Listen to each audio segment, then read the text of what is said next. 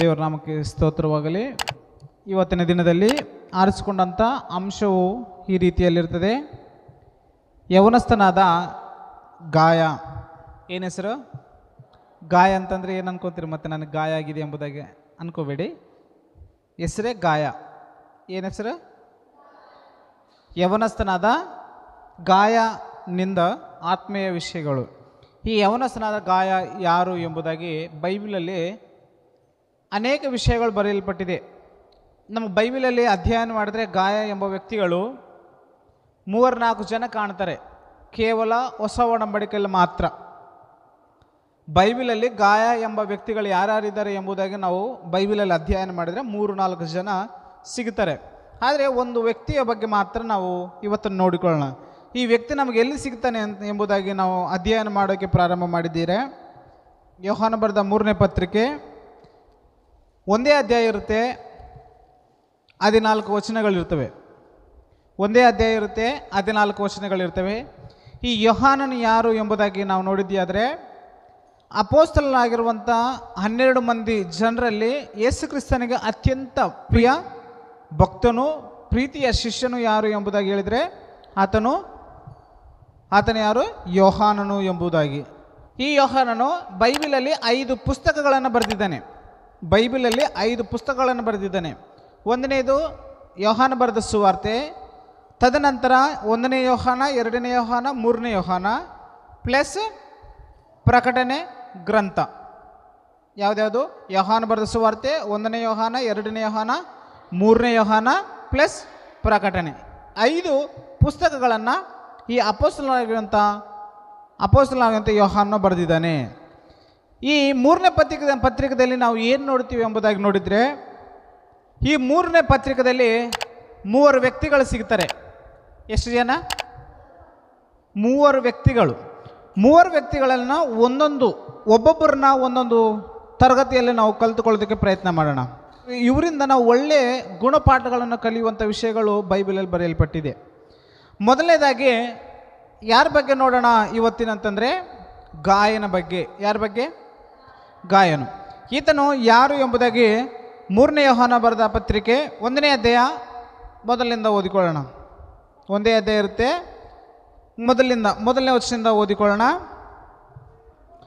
ಸಭೆಯ ಹಿರಿಯನು ತಾನು ಸತ್ಯವಾಗಿ ಪ್ರೀತಿಸುವ ಪ್ರಿಯ ಗಾಯನಿಗೆ ಬರೆಯುವುದೇನೆಂದರೆ, ಯಾರಿಗೆ ಬರಿತಾ ಇದ್ದಾನೆ ಈ ಪುಸ್ತಕ? ಗಾಯನಿಗೆ ಬರೀತಿದೆ. ಬರೆದವರು ಯಾರು? ಯೋಹಾನನು. ರೈಟಾ? ಯಾರು ಬರೆದವನು? ಯಾರು? ಯೋಹಾನನು. ಈತನು ಯಾರಿಗೆ ಬರಿತೇನೆ ಅಂತ ಎಂಬುದಾಗಿ ಹೇಳಿದ್ರೆ ಗಾಯನಿಗೆ ಬರೀತಾನಂತೆ.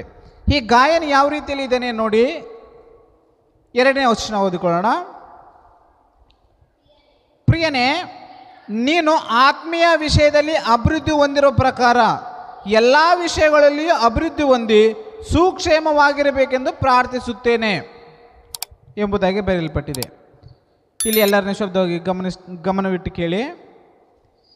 ಈ ಪತ್ರಿಕೆಯನ್ನು ಬರೆಯುತ್ತಿರುವ ಈ ಸಂದರ್ಭದಲ್ಲಿ ಗಾಯ ಎಂಬಂಥ ಈ ವ್ಯಕ್ತಿ ಒಬ್ಬ ಯವನಸ್ಥನು. ಯಾರು? ಯವನಸ್ಥನು. ಈ ಯವನಸ್ಥನಾಗಿರುವಂಥ ಈ ಗಾಯನನು ಸಂಘದಲ್ಲಿ, ಸಭೆಯಲ್ಲಿ ಕ್ಷೇಮವಾಗಿ ದೇವರ ಕೆಲಸವನ್ನು ಆತುರತೆಯಿಂದ, ಆಸೆಯಿಂದ, ಆಕಾಂಕ್ಷೆಯಿಂದ ದೇವರ ಕೆಲಸವನ್ನು ಮಾಡ್ತಿರ್ತಾನೆ. ಯಾರು? ಗಾಯನು. ಅರ್ಥ ಆಗ್ತಾ ಇದೆನಾ? ಗಾಯನು ಎಂಬಂಥ ಈ ವ್ಯಕ್ತಿ ಸಭೆಯಲ್ಲಿ ದೇವರ ಕೆಲಸಗಳನ್ನು ಚುರುಕಾಗಿ ಮಾಡ್ತಿರ್ತಾನೆ. ಈತನು ಏನಿರ್ತಾನೆ ಅಂದರೆ ಆತ್ಮೀಯ ವಿಷಯದಲ್ಲಿ ಅಭಿವೃದ್ಧಿ ಹೊಂದಿರ್ತಾನೆ. ಯಾವ ವಿಷಯದಲ್ಲಿ? ಯವನಸ್ಥರು ಆತ್ಮೀಯ ವಿಷಯದಲ್ಲಿ ಬೆಳಿಬೇಕಂದ್ರೆ ಭಾಳ ಕಷ್ಟ. ಲೋಕದ ಪ್ರಭಾವ, ಯವನಸ್ಥರ ಆಕರ್ಷಣೆ ಲೋಕದ ಕಡೆಗೆ ಜಾಸ್ತಿ ಇರುತ್ತೆ, ಆತ್ಮೀಯ ವಿಷಯದ ಕಡೆಗೆ ಭಾಳ ಕಮ್ಮಿಯಾಗಿರುತ್ತೆ. ಹೌದಿಲ್ವಾ? ಲೋಕದ ಪ್ರಭಾವ, ದುಷ್ಟನ ಪ್ರಭಾವ ಈ ಲೋಕದಲ್ಲಿ ಜಾಸ್ತಿ ಇದ್ದರಿಂದ ಆ ಪ್ರಭಾವವು ಯವನಸ್ಥರ ಮೇಲೆ ಪ್ರಭಾವ ಬೀಳುತ್ತಿರುತ್ತೆ. ಈ ಯವನಸ್ಥನಾಗಿರುವಂಥ, ನಾವು ಓದ್ತಿರುವಂಥ ಈ ಯವನಸ್ಥನು, ಗಾಯನೆಂಬಂಥ ಈ ಯವನಸ್ಥನು ಯವನ ಪ್ರಾಯದಲ್ಲಿ ದೇವರನ್ನು ಅರಿತು, ದೇವರನ್ನು ನಂಬಿಕೊಂಡು, ದೇವರಲ್ಲಿ ವಿಶ್ವಾಸ ಬಿಟ್ಟು ಸಭೆಯಲ್ಲಿ ಚುರುಕಾಗಿ ಕೆಲಸ ಮಾಡ್ತಿರ್ತಾನೆ. ಈತನ ಬಗ್ಗೆ ಕೆಲವು ವಚನಗಳು ಈ ರೀತಿಯಲ್ಲಿರ್ತವೆ. ಈತನು ಯಾವ ರೀತಿಯಲ್ಲಿ ಇದ್ದಾನೆ ಎಂಬುದಾಗಿ ಹೇಳ್ತಾರೆ ಅಂತಂದರೆ, ಮೊದಲನೇದಾಗಿ 1ನೇ ಅಧ್ಯಾಯ 2ನೇ ವಚನ. ಎಲ್ಲರೂ ಇಲ್ಲಿ ಕೇಳಿ ಫಸ್ಟ್. ಫೋನೇನು ನೋಡ್ತಾರೆ ಫಸ್ಟ್ ನನ್ನ ಕೇಳಿ, ವಾಕ್ಯ ಕೇಳಿ. ಯಾವುದು ಇಂಪಾರ್ಟೆಂಟ್ ಅಲ್ಲ ನಮಗೆ, ಆದರೆ ರೆಕಾರ್ಡ್ ಆದರೂ ಪರವಾಗಿಲ್ಲ, ಆಗಲಿಲ್ಲ ಅಂದರೂ ಪರವಾಗಿಲ್ಲ. ವಾಕ್ಯ ಇಂಪಾರ್ಟೆಂಟ್ ನಮಗೆ, ಹೌದಿಲ್ವಾ? ನಾವು ಆತ್ಮೀಯ ವಿಷಯಗಳನ್ನ ಕಲ್ತುಕೊಳ್ಳೋದು ಇಂಪಾರ್ಟೆಂಟ್. ಫೋನ್ ಬಂದರೂ ಪರವಾಗಿಲ್ಲ, ಬರಲಿಲ್ಲ ಅಂದರೂ ಪರವಾಗಿಲ್ಲ, ಹೊಡೆದಾದ್ರೂ ಪರವಾಗಿಲ್ಲ, ನಮಗೆ ದೇವರ ವಾಕ್ಯ ಮುಖ್ಯ. ನೋಡೋಣ, ಈ ಯೋಹಾನ ಬರೆದ ಪತ್ರಿಕೆಯಲ್ಲಿ 1ನೇ ಅಧ್ಯಾಯ 2ನೇ ವಚನದಲ್ಲಿ ಈತನ ಬಗ್ಗೆ ಯೋಹಾನನು ಸಾಕ್ಷಿ ಹೇಳ್ತಾನೆ. ನೋಡಿ ಏನಂತ ಸಾಕ್ಷಿ ಹೇಳ್ತಾನೆ? ಪ್ರಿಯನೇ, ನೀನು ಆತ್ಮೀಯ ವಿಷಯದಲ್ಲಿ ಅಭಿವೃದ್ಧಿ ಹೊಂದಿರುವ ಪ್ರಕಾರ ಎಲ್ಲ ವಿಷಯಗಳಲ್ಲಿಯೂ ಅಭಿವೃದ್ಧಿ ಹೊಂದಿ ಸುಕ್ಷೇಮವಾಗಿರಬೇಕೆಂದು ಪ್ರಾರ್ಥಿಸುತ್ತೇನೆ. ಈ ಯವನಸ್ಥನಾಗಿರುವಂಥ ಗಾಯನು ಏನಾಗಿರ್ತಾನೆ? ಮೊದಲನೇದಾಗಿ ಆತ್ಮೀಯ ವಿಷಯದಲ್ಲಿ ಅಭಿವೃದ್ಧಿ ಹೊಂದಿದ್ದಾನೆ. ಏನಾಗಿದ್ದಾನೆ? ಈ ಗಾಯನು ಆತ್ಮೀಯ ವಿಷಯದಲ್ಲಿ ಮೊದಲು ಅಭಿವೃದ್ಧಿ ಹೊಂದಿದ್ದಾನೆ. ಯವನ ಆಶೆಗಳಿಗೆ, ಯವನ ಇಚ್ಛೆಗಳಿಗೆ ತನ್ನ ಮನಸ್ಸನ್ನು ಪ್ರೇರೇಪಿಸಿಕೊಳ್ಳದೆ ತನ್ನ ಮನಸ್ಸನ್ನು ಬಿಗಿಯಿಟ್ಟು ದೇವರ ಕಡೆಗೆ ತನ್ನ ಯವ್ವನವನ್ನು ಪ್ರದಾನ ಮಾಡಿ ದೇವರ ಕೆಲಸವನ್ನು ಸಭೆಯಲ್ಲಿ ಚುರುಕಾಗಿ ಮಾಡುವಂಥ ವ್ಯಕ್ತಿ ಈ ಗಾಯನು. ಅರ್ಥ ಆಗ್ತಾ ಇದೆನಾ? ಈ ಗಾಯನು ಯವನಸ್ಥನಾಗಿರುವಂಥ ಈ ಗಾಯನು ದೇವರ ಕೆಲಸ ಚುರುಕಾಗಿ ಮಾಡೋದ್ರಿಂದ ಈತನ ಆತ್ಮೀಯ ಸ್ಥಿತಿ ಯಾವ ರೀತಿಯಲ್ಲಿ ಇದೆ ಎಂಬುದಾಗಿ ಹೇಳಿದರೆ ಅಭಿವೃದ್ಧಿ ಹೊಂದುತ್ತಾ ಇದೆ. ಯವನ ಕಾಲದಲ್ಲಿ ಆತ್ಮೀಯ ಸ್ಥಿತಿ ಅಭಿವೃದ್ಧಿ ಹೊಂದುತ್ತಾ ಇದೆ ಅಂತೆ. ಯವನ ಕಾಲದಲ್ಲಿ ಯವನಸ್ಥರಿಗೆ ಮುಖ್ಯವಾದಂಥ ವಿಷಯ ಏನಂತಂದರೆ, ಯವನದಲ್ಲಿ ಲೋಕದ ಕಡೆಗೆ ನಮ್ಮನ್ನು ಎಳೆಯುತ್ತಾ ದುಷ್ಟನ ಆಲೋಚನೆ ಪ್ರಕಾರ ನಡೆಯುವುದಕ್ಕೆ ನಮ್ಮನ್ನು ಲೋಕವು ಪ್ರೇರೇಪಿಸುತ್ತದೆ. ಈ ಗಾಯನಿಂದ ನಾವು ಕಲಿತುಕೊಳ್ಳುವಂಥ ವಿಷಯ ಏನಂತಂದರೆ, ಗಾಯನು ಯವನದಲ್ಲೇ ದೇವರಿಗೆ ನಂಬಿಕಸ್ಥನಾಗಿ ಬದುಕುತ್ತಾ ಆತ್ಮೀಯ ವಿಷಯದಲ್ಲಿ ಅಭಿವೃದ್ಧಿ ಹೊಂದುತ್ತಾ ಇದ್ದಾನೆ. ಅರ್ಥ ಆಗ್ತಾ ಇದೆನಾ? ಈ ಆತ್ಮೀಯ ವಿಷಯದಲ್ಲಿ ಅಭಿವೃದ್ಧಿ ಹೊಂದುತ್ತಾ ಒಳ್ಳೆ ಸಾಕ್ಷಿಯನ್ನು ಕೂಡ ಹೊಂದಿಕೊಂಡಿದ್ದಾನೆ.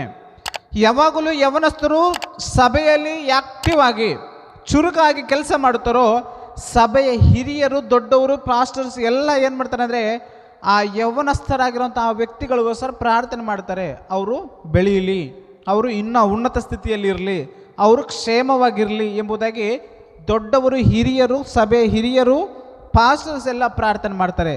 ಯವನ ಕಾಲದಲ್ಲಿ ಯಾವ ರೀತಿಯಲ್ಲಿ ಇರಬೇಕಂತೆ? ಆತ್ಮೀಯ ಸ್ಥಿತಿಯಲ್ಲಿ ಅಭಿವೃದ್ಧಿ ಆಗೋದಕ್ಕೆ ಯತ್ನ ಮಾಡಬೇಕು.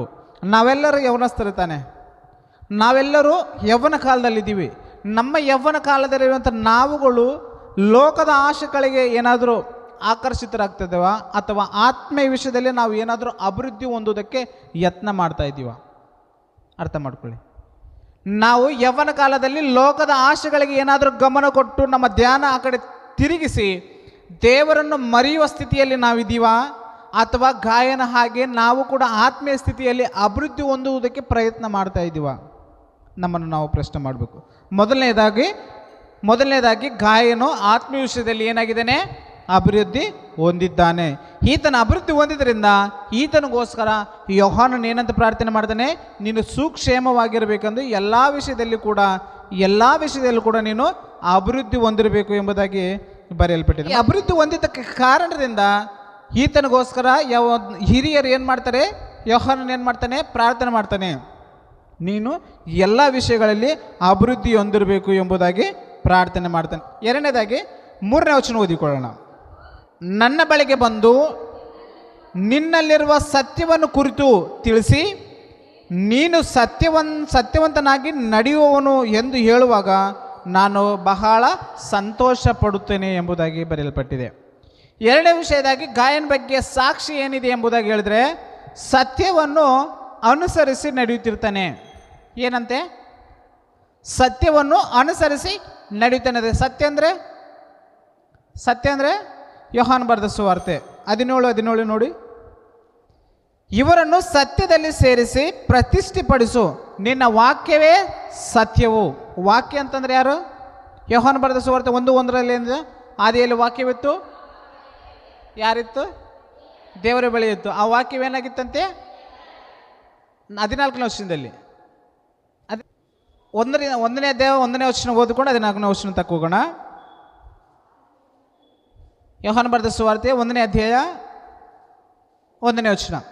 ಆದಿಯಲ್ಲಿ ವಾಕ್ಯವಿತ್ತು, ಆ ವಾಕ್ಯವು ದೇವರ ಬಳಿಯಲ್ಲಿತ್ತು, ಆ ವಾಕ್ಯವು ದೇವರಾಗಿತ್ತು, ಆ ವಾಕ್ಯವನ್ನು ಆದಿಯಲ್ಲಿ ದೇವರ ಬಳಿಯಲ್ಲಿದ್ದನು. 14ನೇ ವಚನ. ಆ ವಾಕ್ಯ ಎಂಬವನು ನರಾವತಾರ ಎತ್ತಿ ನಮ್ಮ ಮಧ್ಯದಲ್ಲಿ ವಾಸ ಮಾಡಿದನು. ಆ ವಾಕ್ಯ ಎಂಬತ್ತನು ಯಾರು ಅಂತಂದರೆ ಯೇಸು ಕ್ರಿಸ್ತನು ಆದಿಯಲ್ಲಿ ವಾಕ್ಯವಾಗಿದ್ದನು. ಆದಿಯಲ್ಲಿ ವಾಕ್ಯವಿದ್ದನು, ವಾಕ್ಯವು ದೇವರ ಬಳಿಯಲ್ಲಿದ್ದನು, ಆ ವಾಕ್ಯವೇ ದೇವರಾಗಿದ್ದನು. ಯೇಸು ಕ್ರಿಸ್ತನೇ ದೇವರಾಗಿದ್ದನು. ಆ ಯೇಸು ಕ್ರಿಸ್ತನು, ಆ ವಾಕ್ಯವಾಗಿರುವಂಥ ಆ ಯೇಸು ಕ್ರಿಸ್ತನು ನರಾವತಾರ ಎತ್ತಿ ಈ ಲೋಕಕ್ಕೆ ಬಂದಿದ್ದಾನೆ. ನರಾವತಾರ ಎತ್ತಿ ಈ ಲೋಕಕ್ಕೆ ಬಂದಾನೆ. 17:17ರಲ್ಲಿ ಏನಿದೆ? ನಿನ್ನ ವಾಕ್ಯವೇ ಸತ್ಯವು. ಅಂದರೆ ವಾಕ್ಯ ಅಂದರೆ ಯಾರು? ಯೇಸು ಕ್ರಿಸ್ತನು. ವಾಕ್ಯವಂದರೆ ಯಾರು? ಯೇಸು ಕ್ರಿಸ್ತ. ಸತ್ಯ ಅಂತಂದರೆ ಯಾರು? ಯೇಸು ಕ್ರಿಸ್ತನು. ನಾನೇ ಮಾರ್ಗ, ಸತ್ಯ, ಜೀವವೂ ಆಗಿದ್ದೇನೆ. ಯೇಸು ಕ್ರಿಸ್ತನೇ ಸತ್ಯ, ಯೇಸು ಕ್ರಿಸ್ತನೇ ವಾಕ್ಯ. ಗಾಯ ಎಂಬ ಈ ವ್ಯಕ್ತಿ ಏನನ್ನು ಅನುಸರಿಸಿ ನಡೀತಾ ಇದ್ದಾನಂತೆ ನೋಡೋಣ. 3ನೇ ವಚನ. ಸಹೋದರರು ಆಗಾಗ್ಗೆ ನನ್ನ ಬಳಿಗೆ ಬಂದು ನಿನ್ನಲ್ಲಿರುವಂಥ ಸತ್ಯವನ್ನು ಕುರಿತು ತಿಳಿಸಿ ನೀನು ಸತ್ಯವಂತನಾಗಿ ನಡೆಯುವವನು ಎಂದು ಹೇಳುವಾಗ ನಾನು ಬಹಳ ಸಂತೋಷ ಪಡ್ತೇನೆ. ಈ ಗಾಯ ಎಂಬಂಥ ಈ ವ್ಯಕ್ತಿ, ಯೌವನಸ್ಥನಾಗಿರುವಂಥ ಈ ವ್ಯಕ್ತಿ ಏನನ್ನು ಅನುಸರಿಸಿ ಬದುಕ್ತಾನೆ ಅಂತಂದರೆ ಸತ್ಯವನ್ನು ಅನುಸರಿಸಿ ಬದುಕ್ತಾನೆ. ಸತ್ಯವನ್ನು ಅನುಸರಿಸಿ ಬದುಕ್ತಾನೆ. ಸತ್ಯ ಅಂತಂದರೆ ಯಾರು ಅಂತ ತಿಳ್ಕೊಂಡಿದ್ವಿ? ಯೇಸು ಕ್ರಿಸ್ತನು. ಯೇಸು ಕ್ರಿಸ್ತನನ್ನು ಅನುಸರಿಸಿ ಸತ್ಯ ಸಂಬಂಧವಾದಂಥ ಕ್ರಿಯೆಗಳನ್ನು ಅನುಸರಿಸುತ್ತಾ ಬದುಕುತ್ತಾ ಇದ್ದಾನೆ ಈ ಗಾಯ ಎಂಬಂಥ ಯೌವನಸ್ಥನು. ಅರ್ಥ ಆಗ್ತದೇನೆ ಪ್ರೇರ?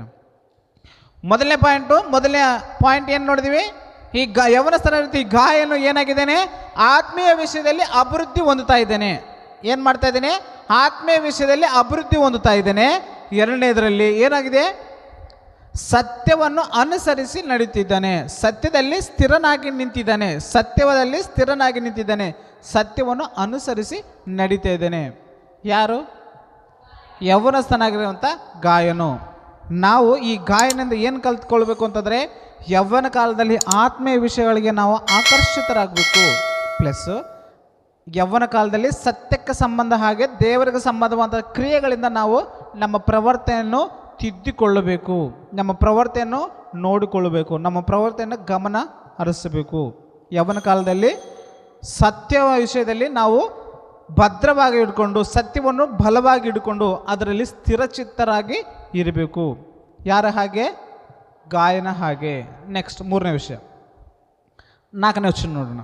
ನನ್ನ ಮಕ್ಕಳು ಸತ್ಯವನ್ನು ಅನುಸರಿಸಿ ನಡೆಯುವರಾಗಿದ್ದಾರೆಂದು ಕೇಳುವುದಕ್ಕಿಂತ ಹೆಚ್ಚಾದ ಸಂತೋಷವಿಲ್ಲ. ಯಾವುದಕ್ಕಿಂತ ಸಂತೋಷವಿಲ್ಲ ಅಂತಂದೆ? ದೇವರ ವಿಷಯದಲ್ಲಿ ಯೌವನಸ್ಥರು, ನಮ್ಮ ತಂದೆ ತಾಯಿಗಳಾಗಲಿ, ಸಭೆಯ ಹಿರಿಯರಾಗಲಿ, ಸಭೆಯ ಕಾಬರಿ ಅಥವಾ ಸಭೆಯ ನಾಯಕನು, ಸಭೆಯ ಪಾಸ್ಟರ್ ಆಗಿರುವಂಥ ಈ ವ್ಯಕ್ತಿ ಏನಾಗಲಿ ಅಂತಂದರೆ, ನಮ್ಮ ಯೌವನಸ್ಥರು, ನಮ್ಮ ಸಭೆಯಲ್ಲಿರುವಂಥ ಯೌವನಸ್ಥನು ಸತ್ಯವನ್ನು ಅನುಸರಿಸಿ ನಡೀತಾ ಇದ್ದಾರೆ ಅಂತ ನಾವು ಸಾಕ್ಷಿ ಹೇಳಿಕೊಳ್ಳುವಷ್ಟು ಸ್ಥಿತಿಯಲ್ಲಿ ನಾವಿರಬೇಕು. ಆ ಸಾಕ್ಷಿಯನ್ನು ಹೊಂದಿಕೊಂಡಿದ್ದೀಯಾದರೆ ಅದರಿಂದ ಅವ್ರಿಗೆ ಬರುವಂಥ ಸಂತೋಷ ಅಷ್ಟು ಇಷ್ಟಲ್ಲಂತೆ. ಈ ಗಾಯನ ವಿಷಯದಲ್ಲಿ ಯೋಹಾನನಿಗೆ ಸಂತೋಷ ಹುಟ್ಟಿ ಬರ್ತಾ ಇದೆ ಅಂತೆ. ಏನಕ್ಕೆ ಅಂತಂದರೆ, ಈತನು ಸತ್ಯವನ್ನು ಅನುಸರಿಸಿ ಬದುಕ್ತಾ ಇದ್ದಾನೆ. ಏನನ್ನು? ಸತ್ಯವನ್ನು ಅನುಸರಿಸಿ ಬದುಕ್ತಾ ಇದ್ದಾನೆ. ಒಳ್ಳೆಯ ಸಾಕ್ಷಿಯನ್ನು ಹೊಂದಿಕೊಂಡು ಬದುಕ್ತಾ ಇದ್ದಾನೆ. ಅರ್ಥ ಆಗ್ತಾ ಇದೆನಾ? ಒಳ್ಳೆಯ ಸಾಕ್ಷಿಯನ್ನು ಅನುಸರಿಸಿ ಬದುಕ್ತಾ ಇದ್ದಾನೆ. ಮೊದಲನೇದಾಗಿ ಆತ್ಮೀಯ ವಿಷಯದಲ್ಲಿ ಅಭಿವೃದ್ಧಿ ಹೊಂದುತ್ತಾ ಇದ್ದಾನೆ. ಎರಡನೇದಾಗಿ ಸತ್ಯವನ್ನು ಅನುಸರಿಸಿ ನಡೀತಾ ಇದ್ದಾನೆ. 3ನೇದಾಗಿ ನಂಬಿಕೆಯಲ್ಲಿ ಯೋಗ್ಯನಾಗಿ ನಡೀತಾನಂತೆ. 5ನೇ ವಚನ ಓದಿಕೊಳ್ಳೋಣ. ಪರಿಚಯವಿಲ್ಲದವರಾದ ಸಹೋದರರಿಗೂ ನೀನು ಸತ್ಕಾರ್ಯವನ್ನು ಮಾಡುವುದರಲ್ಲಿ ನಂಬುವವನಿಗೆ ಯೋಗ್ಯನಾಗಿ ನಡೆಯುತ್ತಿ. ಯಾರಿಗೆ ಯೋಗ್ಯನಾಗಿ? ನಂಬುವವನಿಗೆ ಯೋಗ್ಯನಾಗಿ ನಡೀತಾ ಇದ್ದಾನೆ. ಒಳ್ಳೆಯ ಸಾಕ್ಷಿ. ಫಲಾನ ವ್ಯಕ್ತಿ, ಆ ವ್ಯಕ್ತಿ ಯಾವ ರೀತಿಯಲ್ಲಿದ್ದಾನೆ ಯೌವನಸ್ಥನು ಅಂತಂದರೆ, ಒಳ್ಳೆಯ ಸಾಕ್ಷಿಯನ್ನು ಹೊಂದಿಕೊಂಡಿದ್ದಾನೆ. ಸಭೆಯ ಹಿರಿಯರಿಂದ, ಸುವಾರ್ಥಿಕರ ವಿಷಯದಿಂದ, ಪಾಸ್ಟರ್ ವಿಷಯದಿಂದ, ಯೌವನಸ್ಥರಿಂದ, ಸಮಕಾಲಿಕ ಯೌವನಸ್ಥರಿಂದ, ಸಭೆಯ ಸಣ್ಣ ಮಕ್ಕಳಿಂದ, ಎಲ್ಲರ ವಿಷಯದಲ್ಲಿ ಕೂಡ ಏನಾಗಿದ್ದಾನೆ? ಒಳ್ಳೆಯ ಸಾಕ್ಷಿಯನ್ನು ಹೊಂದಿಕೊಂಡು ಯೋಗ್ಯನಾಗಿದ್ದಾನೆ. ಹೌದಾಯ್ತಾ? ನಮ್ಮ ಯೌವನ ಕಾಲದಲ್ಲಿ ಯಾವ ರೀತಿಯಲ್ಲಿ ಇರ್ತೀವಿ ಅಂತಂದರೆ, ಎಫೆಸದವರು ಬರೆದ ಪತ್ರಿಕೆ 4ನೇ ಅಧ್ಯಾಯ 5ನೇ ವಚನ. ರೈಟ್, 1 ನಿಮಿಷ ಓದಿ. ಹೊಲಸು ಮಾತು, ಹುಚ್ಚು ಮಾತು, ಕೂಚೋದ್ಯ ಮಾತು ಇವು ಬೇಡ. ಯೌವನ ಕಾಲದಲ್ಲಿ ಏನೇನು ಇರ್ತದೆ ಅಂತಂದರೆ, ನಮ್ಮ ಯೌವನಸ್ಥರನ್ನು ಗಮನಿಸಿ ನೋಡಿ, ಹೊಲಸು ಮಾತು ಜಾಸ್ತಿ ಆಡ್ತಾರೆ. ಸಣ್ಣ ಸಣ್ಣ ವಿಷಯಕ್ಕೆ ಹೊಲಸು ಮಾತು, ಹೌದಿಲ್ವಾ? ಯೌವನಸ್ಥರಾಗಿರುವಂಥ ನಾವುಗಳು ಹೊಲಸು ಮಾತಾಡ್ತಾ ಇದೀವಲ್ಲ. ಗಾಯ ಎಂಬಂಥ ವ್ಯಕ್ತಿ ಯಾವ ರೀತಿಯಲ್ಲಿದ್ದಾನೆ? ಯೋಗ್ಯನಾಗಿದ್ದಾನೆ, ಆತ್ಮ ವಿಷಯದಲ್ಲಿ ಅಭಿವೃದ್ಧಿ ಹೊಂದುತ್ತಾ ಇದ್ದಾನೆ, ಸತ್ಯದಲ್ಲಿ ಸ್ಥಿರನಾಗಿ ನಿಂತಿದ್ದಾನೆ, ಸತ್ಯವನ್ನು ಅನುಸರಿಸಿ ನಡೀತಾ ಇದ್ದಾನೆ, ಒಳ್ಳೆಯ ಸಾಕ್ಷಿಯನ್ನು ಹೊಂದಿಕೊಂಡಿದ್ದಾನೆ, ಒಳ್ಳೆಯ ಸಾಕ್ಷಿಯನ್ನು ಹೊಂದಿಕೊಂಡು ಯೋಗ್ಯನಾಗಿ ಬಾಳ್ತಿದ್ದಾನೆ. ಆದರೆ ನಾವುಗಳು ಯಾವ ರೀತಿಯಲ್ಲಿರ್ತೀವಿ? ಯೌವನ ಕಾಲದಲ್ಲಿ, ನಮ್ಮ ಯೌವನ ಕಾಲದಲ್ಲಿ ಯಾವ ರೀತಿಯಲ್ಲಿ ಇರ್ತೀವಿ? ಹೊಲಸು ಮಾತು, ಹೌದಿಲ್ವಾ? ಹೊಲಸು ಮಾತಾಡುತ್ತಾ, ನೆಕ್ಸ್ಟ್ ಹುಚ್ಚು ಮಾತಾಡುತ್ತಾ. ಹುಚ್ಚು ಮಾತಂದ್ರೆ ಗೊತ್ತಾ? ಹುಚ್ಚು ಮಾತಂದ್ರೆ ಗೊತ್ತಾ? ಪನಿಗದಾನೆ ಮಾತು. ತೆಲುಗು ಬೈಬಲಲ್ಲಿ ನೋಡಿದ್ದೆ ಆದರೆ ಪೋಕಿರಿ ಮಾಟಲು ಎಂಬುದಾಗಿ ಬರೆಯಲ್ಪಟ್ಟಿದೆ. ಯಾವ ಮಾತು? ಪೋಕಿರಿ ಮಾಟಲು, ಕೆಲಸಕ್ಕೆ ಬಾರದ ಮಾತುಗಳು. ನೆಕ್ಸ್ಟ್ ನಮ್ಮ ಯೌವನ ಕಾಲದಲ್ಲಿ ಯಾವ ರೀತಿ ಇರ್ತೀವಿ ನೋಡಿ, ಹೊಲಸು ಮಾತು, ಹುಚ್ಚು ಮಾತು, ಕೂಚೋದ್ಯ ಮಾತು ಇವು ಬೇಡ. ಅಯುಕ್ತವಾಗಿವೆ, ಅವು ಅಯುಕ್ತವಾಗಿದೆ, ಯುಕ್ತವಾದದ್ದಲ್ಲ, ಅಯುಕ್ತ, ಅವು ಒಳ್ಳೆಯದಲ್ಲ, ಅವು ಒಳ್ಳೆಯದಲ್ಲ, ಅವು ಯೌವನಸ್ಥರಿಗೆ ಭಾಳ ಮುಖ್ಯವಾಗಿರ್ತಾ ಇದ್ದೇವೆ. ಅವು ಒಳ್ಳೆಯದಲ್ಲ, ಅಯುಕ್ತವಾದಂಥ ಮಾತುಗಳವು ಅಲ್ಲ. ಯುಕ್ತವಾದಂಥ ಮಾತುಗಳನ್ನು ಅನುಸರಿಸಿ ಯೌವನಸ್ಥರು ಬದುಕಬೇಕು ಹೊರತು ಅಯುಕ್ತವಾದಂಥ ಮಾತುಗಳನ್ನ ಯೌವನ ಕಾಲದಲ್ಲಿ ಸಮಯ ಕಳಬೇಕು. ಆದರೆ ಮತ್ತೆ ಏನು ಮಾಡಬೇಕು? ಯೌವನ ಕಾಲದಲ್ಲಿ ಏನು ಮಾಡಬೇಕು? ಈ ಹೊಲಸು ಆಡದೆ, ಹುಚ್ಚು ಮಾತಾಡದೆ, ಕುಚೋದ್ಯ ಮಾತುಗಳನ್ನ ಆಡದೆ, ಅಯುಕ್ತವಾದಂಥ ಮಾತುಗಳನ್ನ ಆಡದೆ ಮತ್ತು ಏನು ಮಾಡಬೇಕು ಎಂಬುದಾಗಿ ಹೇಳಿದರೆ 5ನೇ ವರ್ಷದಲ್ಲಿ ಈ ರೀತಿಯಲ್ಲಿ ಬರ್ತದೆ. ಇವುಗಳನ್ನು ಬಿಟ್ಟು, ಯಾವುಗಳನ್ನು ಬಿಟ್ಟು? ಹೊಲಸು ಮಾತು ಬಿಟ್ಟು, ಹುಚ್ಚು ಮಾತು ಬಿಟ್ಟು, ಕೂಚೋದ್ಯ ಮಾತುಗಳನ್ನು ಬಿಟ್ಟು, ಅಯುಕ್ತವಾದಂಥ ಮಾತುಗಳನ್ನು ಎಲ್ಲವುಗಳನ್ನು ಬಿಟ್ಟು ದೇವರಿಗೆ ಉಪಕಾರ ಸ್ತುತಿ ಮಾಡುವುದು ಉತ್ತಮ. ಯಾವುದು ಮಾಡಬೇಕಂತೆ? ದೇವರಿಗೆ ಉಪಕಾರ ಸ್ತುತಿ ಮಾಡುವುದು ಉತ್ತಮ. ದೇವರು ನನ್ನ ವಿಷಯದಲ್ಲಿ ಬಹಳ ಉಪಕಾರ ಮಾಡಿದ್ದಾನೆ. ನಮಗೆ ಇವತ್ತು ಉಪಕಾರ ಮಾಡಿದ್ದಾನೆ ಇಲ್ವಾ? ಸಜೀವಾಗಿ ಇದ್ದೀವಿ ಎಂಬುದಾಗಿ ಹೇಳಿದರೆ ಅದು ದೇವರು ಮಾಡಿರುವಂಥ ಉಪಕಾರ, ಹೌದಿಲ್ವಾ? ಆರೋಗ್ಯವಾಗಿ ಇದ್ದೀವಿ ಎಂಬುದಾಗಿ ಹೇಳಿದರೆ ಅದು ದೇವರು ಮಾಡಿರುವಂಥ ಉಪಕಾರ, ಹೌದಿಲ್ವಾ? ನಾವು ಕ್ಷೇಮವಾಗಿ ಬಾಳ್ತೀವಿ ಎಂಬುದಾಗಿ ಹೇಳಿದರೆ ಅದು ದೇವರು ಮಾಡಿರುವಂಥ ಉಪಕಾರ. ನಾವು ವಿದ್ಯಾಭ್ಯಾಸದಲ್ಲಿ ಮಾಡ್ತೀವಿ ಅಂದರೆ ದೇವರು ಉಪಕಾರ. ನಾವು ಕೆಲಸ ಮಾಡೋದಕ್ಕೆ ದೇವರು ಒಳ್ಳೆಯ ಆರೋಗ್ಯವನ್ನು ಕೊಟ್ಟಿದ್ದಾನೆ ಅಂದರೆ ಅದು ಉಪಕಾರ. ಈ ರೀತಿಯಲ್ಲಿ ದೇವರ ಉಪಕಾರವನ್ನು ನೆನೆಸಿಕೊಂಡು ಸ್ತುತಿ ಮಾಡೋದು ಒಳ್ಳೆಯದು. 103ನೇ ಕೀರ್ತನೆ, ಆತನು ಮಾಡಿರುವಂಥ ಉಪಕಾರಗಳನ್ನು ಒಂದು ಮರೆತ ಏನು ಮಾಡ್ಬೇಕಂತೆ? ಒಂದನ್ನು ಮರೆಯದೆ ಏನು ಮಾಡ್ಬೇಕಂತೆ? ಮತ್ತೊಂದ್ಸಲ ಓದೋಣ, ತಿಳಿದಿರೋ ವಚನ ಆದರೂ ಕೂಡ ಓದಿಕೊಳ್ಳೋಣ. ಕೀರ್ತನೆಗಳು 103ನೇ ಅಧ್ಯಾಯ 2ನೇ ವಚನ. ನನ್ನ ಮನವೇ ಯೆಹೋವನನ್ನು ಕೊಂಡಾಡು, ಆತನ ಉಪಕಾರಗಳನ್ನು ಒಂದನ್ನು ಮರೆಯಬೇಡ. ಆತನು ನಿನ್ನ ಎಲ್ಲ ಅಪರಾಧಗಳನ್ನು ಕ್ಷಮಿಸುವನು, ಸಮಸ್ತ ರೋಗಗಳನ್ನು ವಾಸ ಮಾಡುವವನು, ನಿನ್ನ ಜೀವವನ್ನು ನಾಶದಿಂದ ತಪ್ಪಿಸುವವನು, ಪ್ರೀತಿ ಕೃಪೆಗಳೆಂಬ ಕಿರೀಟದಿಂದ ನಿನ್ನನ್ನು ಶೃಂಗಾರಿಸುವವನು ಆಗಿದ್ದಾನೆ. ದೇವರೇನಂತಾನೆ? ಪ್ರೀತಿ ಕೃಪೆಗಳಿಂದ ನಿನ್ನನ್ನು ಶೃಂಗಾರಿಸುವವನಾಗಿದ್ದಾನೆ. ಆತನು ಮಾಡಿರುವಂಥ ಉಪಕಾರಗಳನ್ನು ಒಂದನ್ನು ಕೂಡ ಮರಿಬಾರದು. ಮರಿತಾ ಇದ್ದೀವಲ್ಲ ನಾವು? ಮರಿತಾ ಇದ್ದೀವಲ್ಲ? ಎಷ್ಟು ಅದ್ಭುತಗಳನ್ನು ಮಾಡಿದ್ದಾನೆ ನಮ್ಮ ಕಣ್ಣು ಮುಂದೆ, ಎಷ್ಟು ಉಪಕಾರಗಳನ್ನು ಮಾಡಿದ್ದಾನೆ ನಮ್ಮ ಮುಂದೆ ದೇವರು. ಆದರೂ ಕೂಡ ಆ ಉಪಕಾರಗಳನ್ನು ನೆನೆಸದೆ, ಆ ಉಪಕಾರಗಳನ್ನು ಉಪಕಾರ ಸ್ತುತಿ ಮಾಡದೆ, ಹೊಲಸು ಮಾತಿಂದ, ಹುಚ್ಚು ಮಾತಿಂದ, ಕೂಚೋದ್ಯ ಮಾತುಗಳಿಂದ ನಮ್ಮ ಯೌವನ ಕಾಲವನ್ನು ಕಳೀತಾ ಇದ್ದೀವಿ. ಇದು ಪ್ರಮಾದಕರವಾದಂಥ ಸ್ಥಿತಿ. ಗಾಯ ಎಂಬಂಥ ಈ ವ್ಯಕ್ತಿ ಯೌವನ ಕಾಲದಲ್ಲಿ ಯಾವ ರೀತಿಯಲ್ಲಿದ್ದಾನೆ? ಆತ್ಮ ವಿಷಯದಲ್ಲಿ ಅಭಿವೃದ್ಧಿ ಹೊಂದುತ್ತಾ ಇದ್ದೇನೆ. ನೆಕ್ಸ್ಟ್, ಸತ್ಯವನ್ನು ಅನುಸರಿಸಿ ನಡೀತಾ ಇದ್ದೇನೆ. ನಂಬಿಕೆಯಲ್ಲಿ ಯೋಗ್ಯನಾಗಿ ನಡೀತಾ ಇದ್ದೇನೆ. ಒಳ್ಳೆಯ ಸಾಕ್ಷಿಯನ್ನು ಕೂಡ ಹೊಂದಿಕೊಂಡು ಬದುಕ್ತಾ ಇದ್ದೇನೆ. ನಮ್ಮ ಊರಲ್ಲಿ ನಮ್ಮ ಹೆಸರು ಹೇಳಿ ಎಲ್ಲಿಯಾದರೂ ಬಜಾರಲ್ಲಿ ಎಲ್ಲಾದರೂ ಕೇಳಿದೆಯಾದರೆ ನಮ್ಮ ಬಗ್ಗೆ ಇರುವಂಥ ಸಾಕ್ಷಿ ಏನು? ನಮ್ಮ ಹೆಸರು ಹೇಳಿದರೆ ಒಳ್ಳೆಯವರು ಎಂಬುದಾಗಿ ಸಾಕ್ಷಿಯನ್ನು ಅನುಸರಿಸಿ ಬದುಕ್ತಾ ಇದ್ದೀವ? ವಾಂದೇನು చెప్తాವಲ್ಲ ಪನಿಗಿದ ನೋಡು, ವಾಂದೇನು చెప్తాವಲ್ಲ ಪನಿಗಿದ. ಈ ವಿಷಯವನ್ನು ನಾವು ನಮ್ಮ ಸಾಕ್ಷಿಯನ್ನು ಕಾಪಾಡಿಕೊಳ್ತಾ ಇದ್ದೀವ, ಹೌದಲ್ವ? ನಮ್ಮ ಹೆಸರು ಹೇಳಿದರೆ ಇಲ್ಲ ಪರವಾಗಿಲ್ಲ ಅವರು ಒಳ್ಳೆಯವರು ಎಂಬುದಾಗಿ ಹೇಳುವಂಥ ಸ್ಥಿತಿಯಲ್ಲಿ ನಾವಿದ್ದೀವ? ಅಥವಾ ಕೆಲಸಕ್ಕೆ ಬಾರದವ್ರು ಯಾರು ಎಂಬುದಾಗಿ ಹೇಳಿ ಹೆಸರಿಟ್ಟು ಬರಲಿಟ್ಟು ತೋರಿಸುವ ಸ್ಥಿತಿಯಲ್ಲಿ ನಾವಿದ್ದೀವ? ಅರ್ಥ ಆಗ್ತಾ ಇದ್ದೇನೆ? ನಮ್ಮ ಹೆಸರು ಹೇಳಿದರೆ ಒಳ್ಳೆಯವನು, ನಮ್ಮೂರಿಗೆ ಯೋಗ್ಯವನ್ನು ತರುವಂಥವನು, ನಮ್ಮ ಊರಿಗೆ ನಂಬಿಗಸ್ತನು, ನಮ್ಮೂರಲ್ಲಿ ಸತ್ಯವನ್ನು ಅನುಸರಿಸಿ ಬದುಕುವಂಥ ಯೌವನಸ್ಥನ ಆಗಿದ್ದಾನೆ ಎಂಬ ಸಾಕ್ಷ್ಯವನ್ನು ನಾವು ಹೊಂದಿಕೊಳ್ತಾ ಇದ್ದೀವ. ನಮ್ಮೂರಲ್ಲಿ ಕೆಲಸಕ್ಕೆ ಬಾರದವನು ಯಾರು ಎಂಬುದಾಗಿ ಹೇಳಿದರೆ ನಮ್ಮನ್ನು ಬರುಳಿಟ್ಟು ತೋರಿಸುವ ಸ್ಥಿತಿಯಲ್ಲಿ ನಾವಿದ್ದೀವ. ಅರ್ಥ ಆಗ್ತಾಯಿದ್ದೇನಾ? ಆ ಸ್ಥಿತಿಯಲ್ಲಿ ನಾವು ಇದ್ದಿದ್ದಾದರೆ ದೇವರು ಇವತ್ತೇ ನಮ್ಮನ್ನು ಎಚ್ಚರಪಡಿಸ್ತಾ ಇದ್ದಾನೆ. ಆ ಸ್ಥಿತಿಯಲ್ಲಿದ್ದರೆ ನಿಮಗೇನಾಗುತ್ತೆ? ನಾಶನಕರವಾದಂಥ ಮಾರ್ಗದಲ್ಲಿ ಹೋಗ್ತಾ ಇದ್ದೀರಾ. ಯೌವನ ಕಾಲ ಭಾಳ ಪ್ರಾಮುಖ್ಯವಾದಂಥದ್ದು. ಯೌವನ ಕಾಲ ಭಾಳ ಪ್ರಾಮುಖ್ಯವಾದಂಥದ್ದು. ಹುಚ್ಚು ಮಾತುಗಳಿಂದ ಮತ್ತು ಕೆಟ್ಟ ಮಾತುಗಳಿಂದ ನಮ್ಮ ಯೌವನವನ್ನು ಅಶುದ್ಧ ಮಾಡಿಕೊಳ್ಳದೆ ಶುದ್ಧರಾಗಿ ಬದುಕುವುದಕ್ಕೆ ಯತ್ನ ಮಾಡಬೇಕು. ಹೌದಿಲ್ವಾ? ಕೆಲವು ಪದಗಳು ನಾವು ಉಚ್ಚಾರಣೆ ಮಾಡಬಾರ್ದು. ಮಾತಿಗೆ ಹೊಲಸು ಮಾತುಗಳಿಗೆ ಹುಚ್ಚು ಮಾತಿಗೆ ಬೈತಾರೆ. ಹೌದಿಲ್ವಾ? ಮಾತಿಗೆ ಹೊಲಸು ಮಾತಾಡ್ತಾ ಇದ್ದೀವಲ್ಲ. ಸಣ್ಣ ವಿಷಯಕ್ಕೆ ಹೊಲಸು ಮಾತಾಡ್ತೀವಿ. ಅದು ಏನು ದೊಡ್ಡ ಜಗಳಲ್ಲ, ದೊಡ್ಡ ನಮ್ಮ ಕುಟುಂಬವನ್ನು ನಾಶ ಮಾಡುವಂಥ ವಿಷಯದಲ್ಲ. ಸಣ್ಣ ಒಂದು ಪೆನ್ನು ಕಳ್ಕೊಂಡ್ರೆ ಹೊಲಸು ಮಾತು. ಹೌದಿಲ್ವಾ? ಒಂದು ಸಣ್ಣ ಏನೋ ಒಂದು 10 ರೂಪಾಯಿ ಕಸ್ಕೊಂಡ್ರೆ ಹೊಲಸು ಮಾತು. ಒಂದು ಕುಂದ್ರಕ್ಕೆ ಸ್ಥಳ ಬಿಡಲಿಲ್ಲ ಅಂದರೆ ಹೊಲಸು ಮಾತು. ಒಂದು ವೇಳೆ ಏನಾದರೂ ಇಸ್ಕೊಂಡ್ರೆ ಆ ಸಮಯಕ್ಕೆ ಕೊಡಲಿಲ್ಲ ಅಂದರೆ ಹೊಲಸು ಮಾತು. ಏನಾದರೂ ನಮ್ಮಿಂದ ಅವ್ರಿಗೆ ಏನಾದರೂ ಸ್ವಲ್ಪ ಒಂದು 0% ಏನಾದರೂ ನಷ್ಟ ಬಂದರೆ ಹೊಲಸು ಮಾತು. ಹೌದಿಲ್ವಾ? ಅರ್ಥ ಆಗ್ತದೇನಾ? ಸಣ್ಣ ವಿಷಯಕ್ಕೆ ನಾವು ಹುಚ್ಚು ಮಾತಾಡಬಾರ್ದು, ಹೊಲಸು ಮಾತಾಡಬಾರ್ದು, ಕೆಟ್ಟ ಮಾತಾಡಬಾರ್ದು. ರೈಟ್. ನೆಕ್ಸ್ಟ್ ಮೊದಲನೇದಾಗಿ ಗಾಯನ ಏನು ಮಾಡ್ತಾ ಇದ್ದೇನೆ? ಆತ್ಮೀಯ ವಿಷಯದಲ್ಲಿ ಅಭಿವೃದ್ಧಿ ಹೊಂದುತ್ತಾ ಇದ್ದೇನೆ.